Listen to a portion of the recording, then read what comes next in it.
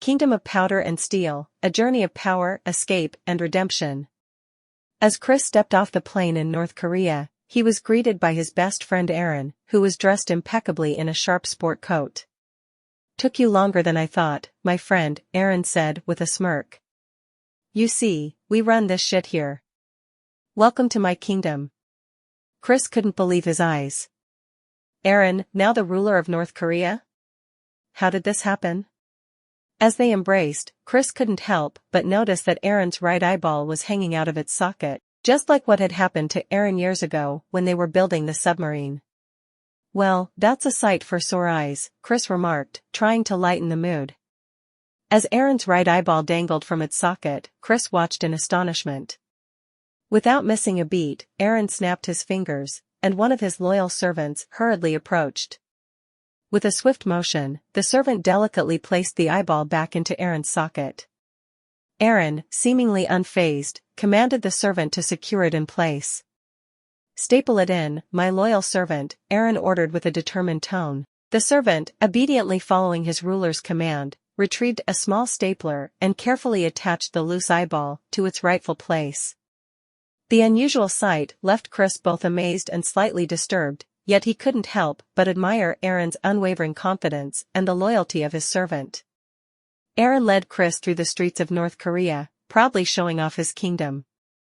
The citizens seemed to worship him, with his face plastered on every poster and his name echoing through the air. Chris couldn't help but wonder what kind of trouble Aaron had gotten himself into to end up in this position of power. As they entered Aaron's palace, Chris was taken aback by what he saw. The room they stepped into was filled with white powder, stretching from wall to wall. "Welcome to my powder room," Aaron said with a mischievous grin. "We've got enough here to keep us going for days." And so, Aaron and Chris spent the next few days indulging in lines of the mysterious powder, their minds racing with euphoria and paranoia. However, as the days turned into weeks, the citizens of North Korea began to grow restless. They were tired of living under Aaron's rule, and rumors of his excessive drug use spread like wildfire. The once adoring crowd turned into an angry mob, demanding change. With the situation escalating, Aaron and Chris knew they had to find a way out of North Korea. They sought refuge in an abandoned labor camp, where they could hide from the enraged citizens. It was there that Chris pulled out a miniature satellite device he had picked up during their previous adventure. He realized that Ruby, the astrophysicist neighbor who had helped them with blueprints before, might have a blueprint for something that could get them out of North Korea. With his satellite, Chris hacked into Ruby's files and managed to retrieve the blueprints for a high-speed train. Aaron, always prepared, had brought a backpack full of the white powder. As they began building the train, they spent weeks snorting line after line, fueled by both the powder and their determination to escape.